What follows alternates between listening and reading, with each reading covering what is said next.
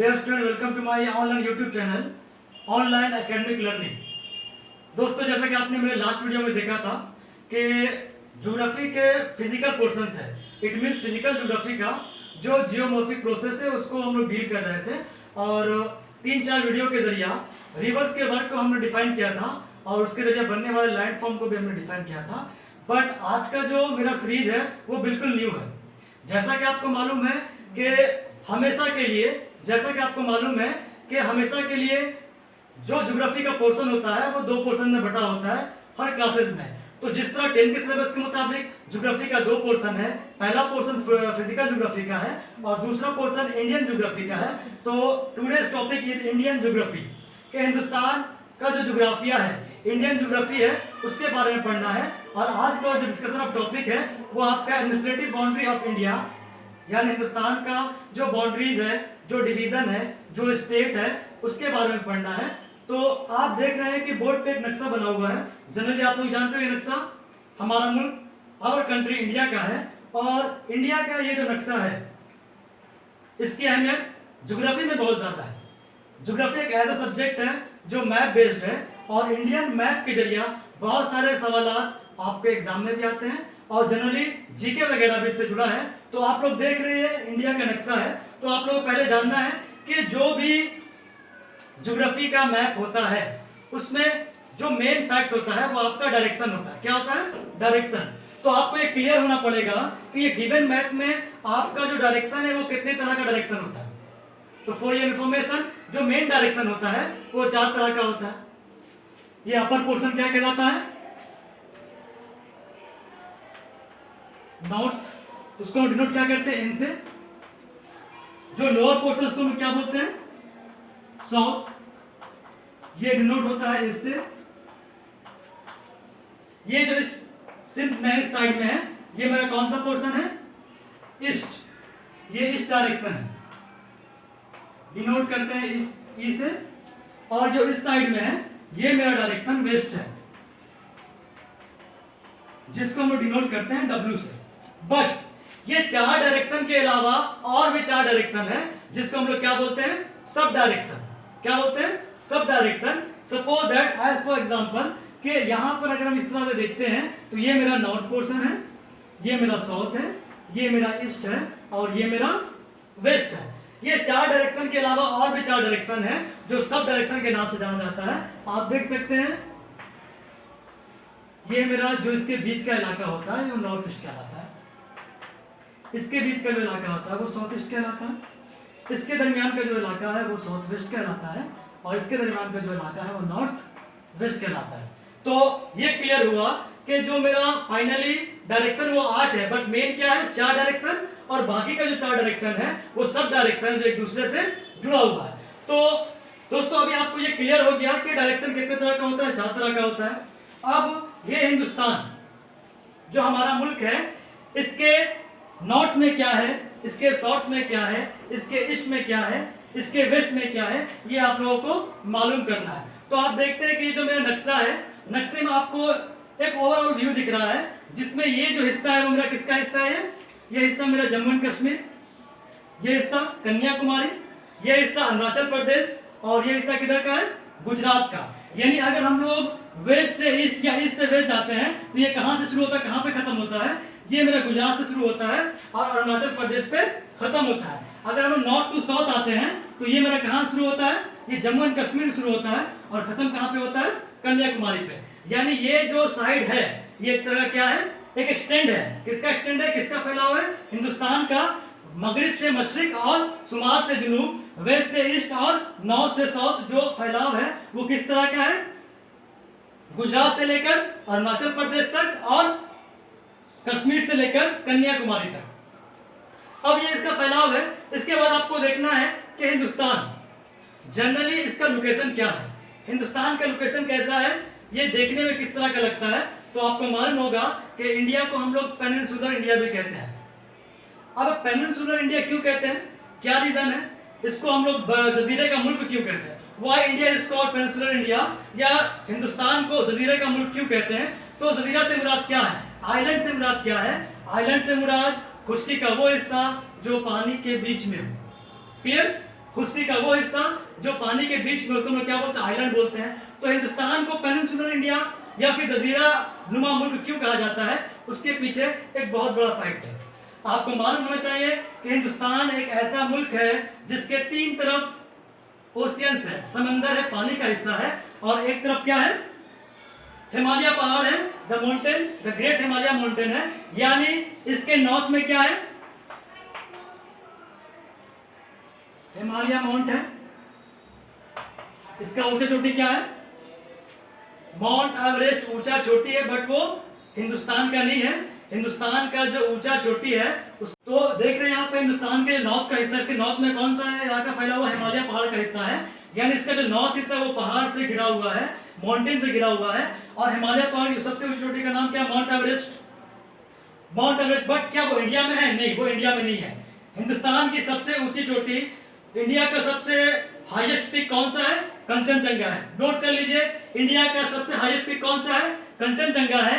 और जो हिमालय पहाड़ है, जो मेरा माउंट एवरेस्ट है, वो नेपाल के अंडर में आता है, वो इंडिया के अंडर में नहीं आता है। उसके अलावा आप लोग देखे होंगे K2 गॉडविन अस्टी, ये जो हिस्सा है वो किसके अंडर में आता है, ये हिस्सा आता है POK, पाकिस्तान ऑक्युपाइड कश्मीर के अंदर में आता है। अभी तक जब हम लोग पॉलिटिकल मैप बनाते हैं तो यहाँ पर हम लोग ये दिखाना पड़ता है कि POK यानी पाकिस्तान ऑक्युपाइड कश्मीर है, और जब ये ज्योग्राफिकली होता है तो हम लोग इसको इंडिया के पार्ट में भी शो करते हैं। बट एक्चुअल में कौन सा हिस्सा है, POK यानी पाकिस्तान ऑक्युपाइड कश्मीर का हिस्सा है।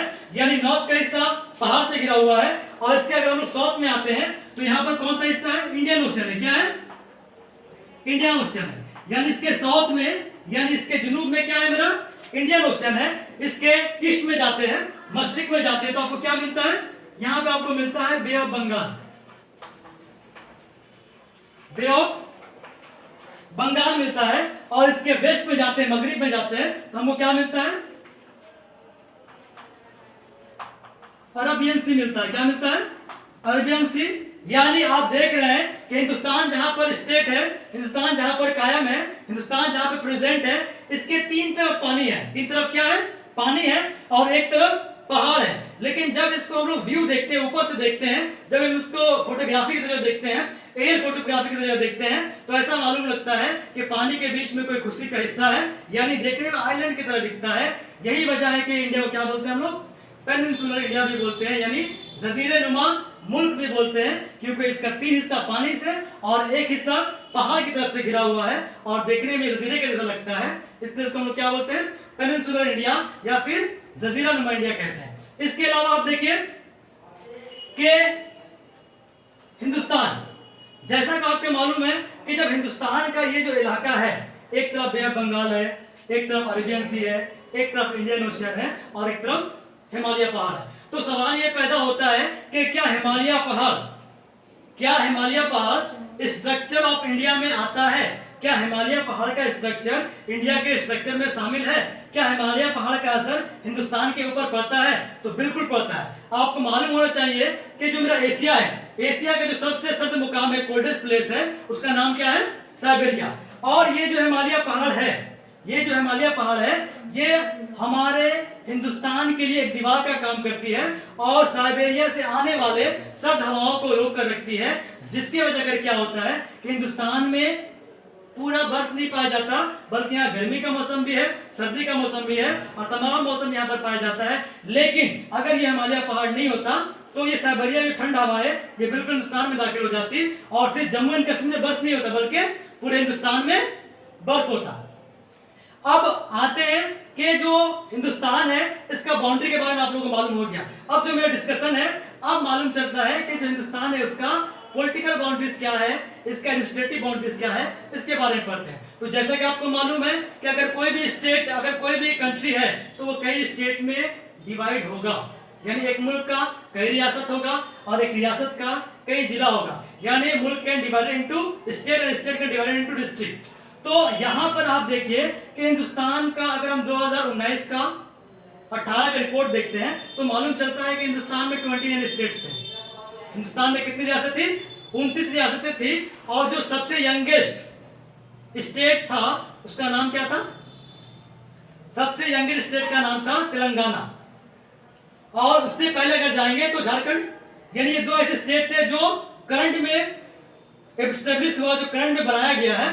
तो अभी यहाँ पर मौजूदा दौर में जो हिंदुस्तान में स्टेट्स है उनकी कुल तादाद 28 है।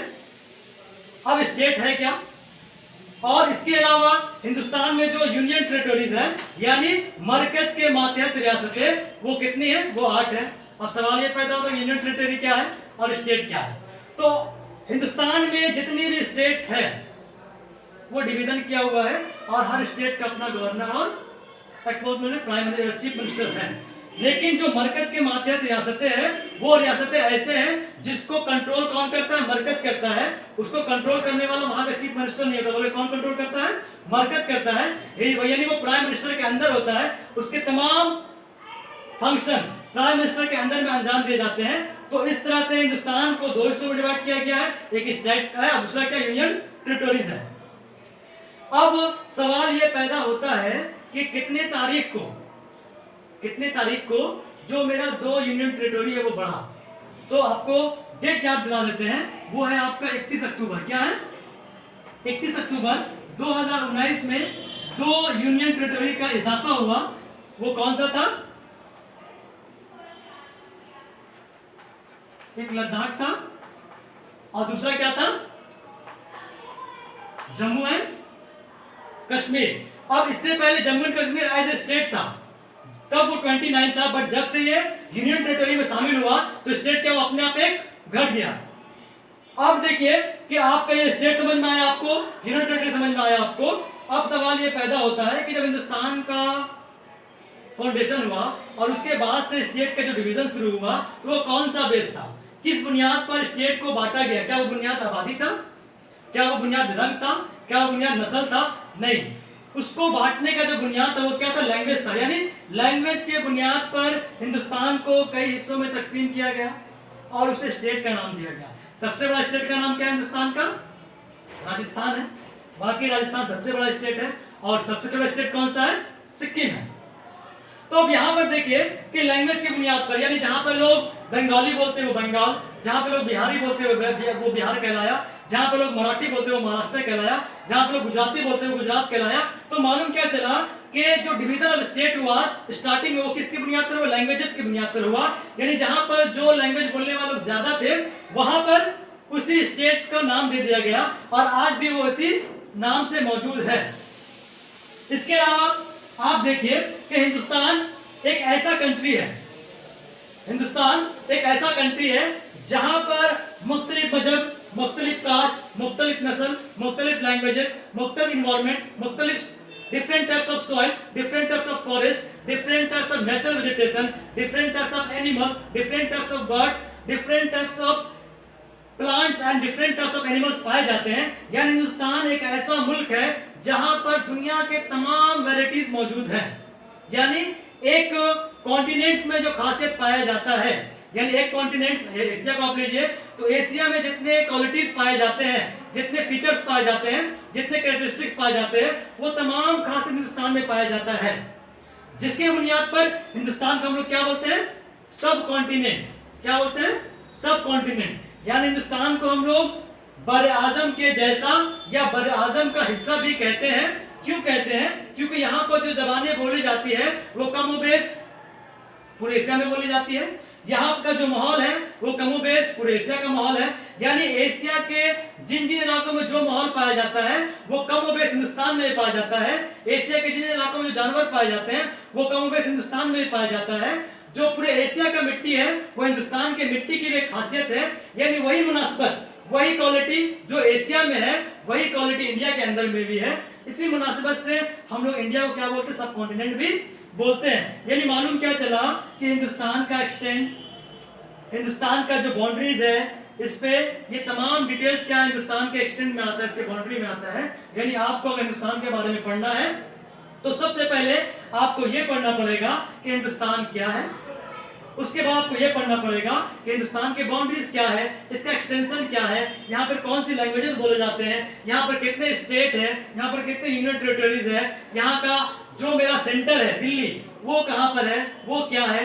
इसके अलावा जब ये जानकारी हासिल कर लेते हैं तो फिर हमको क्या पढ़ना पड़ेगा, फिर हमको पढ़ना पड़ेगा हिंदुस्तान का रिसोर्स क्या है, फिर हमको क्या पढ़ना पड़ेगा हिंदुस्तान का सोइल कैसा है, फिर हमको क्या पढ़ना पड़ेगा कि हिंदुस्तान का नेचुरल वेजिटेशन कैसा है, फिर हमको क्या पढ़ना पड़ेगा कि हिंदुस्तान का एग्रीकल्चर कैसा है, फिर हमको ये भी पढ़ना पड़ेगा कि हिंदुस्तान में कितनी तरह की इंडस्ट्रीज है, लोग जो मेरे प्राइमरी इकोनॉमिक एक्टिविटीज करते हैं वो क्या क्या काम करते हैं, लोग जो मेरे सेकेंडरी इकोनॉमिक एक्टिविटीज करते हैं वो क्या क्या काम करते हैं, लोग जो टर्सरी इकोनॉमिक एक्टिविटीज करते हैं वो क्या क्या काम करते हैं, लोग जो क्वार्टरली इकोनॉमिक एक्टिविटीज करते हैं वो क्या क्या काम करते हैं, और कुछ लोग ऐसे भी हैं जो क्वार्टरली इकोनॉमिक एक्टिविटी को भी अंजाम देते हैं, वो काम क्या क्या है। यानी अगर हमको इंडिया के बारे में पढ़ना है तो हिंदुस्तान के कुदरती बनावट से लेकर, हिंदुस्तान के स्ट्रक्चर से लेकर, हिंदुस्तान के नेचुरल स्ट्रक्चर से लेकर, हिंदुस्तान के नेचुरल रिलीफ से लेकर, इसके सॉइल, इसका वाटर रिसोर्स, इसका रिवर का डिवीजन, मिट्टी, एग्रीकल्चर, नेचुरल वेजिटेशन, ये तमाम जानकारी को आपको इंडिया के अंदर पढ़ना है तो आप मालूम कर पाइएगा कि हिंदुस्तान जो मुल्क है वो कैसा है, मासी एतबार से, सियासी एतबार से, समाजी एतबार से। ये तमाम एतबार को आपको समझने के लिए हिंदुस्तान का ओवरऑल व्यू लेना पड़ेगा, ये तमाम टॉपिक्स को आपको पढ़ना पड़ेगा। दोस्तों, आपने जो मेरा पहला वीडियो देखा था वो फिजिकल ज्योग्राफी था। वो फिजिकल ज्योग्राफी क्या है कि वो अभी ज्योग्राफी का डील करता है, वो ज्योग्राफी के नक्शा बनावट से डील करता है, बट ये जो मेरा इंडियन ज्योग्राफी है ये प्योरली इंडिया से डील करेगा, और इसमें आपको हम लोग इंडिया के कुदरती बनावट से लेकर इंडिया के इकोनॉमिक प्रोफेशन तक भी बताएंगे कि हिंदुस्तान के लोगों का खास गिजा क्या है, हिंदुस्तान के लोगों का खास कारोबार क्या है, लोग क्या करते हैं, किस तरह से करते हैं, किस तरह से काश्तकारी शुरू हुआ, किस तरह से इंडस्ट्रियलाइजेशन हुआ, और हिंदुस्तान में किस तरह कब कौन सा चीज कायम हुआ, ये तमाम जानकारी आपको इंडियन ज्योग्राफी में मिलेगा। और ये आपके सिलेबस का 35% मार्क्स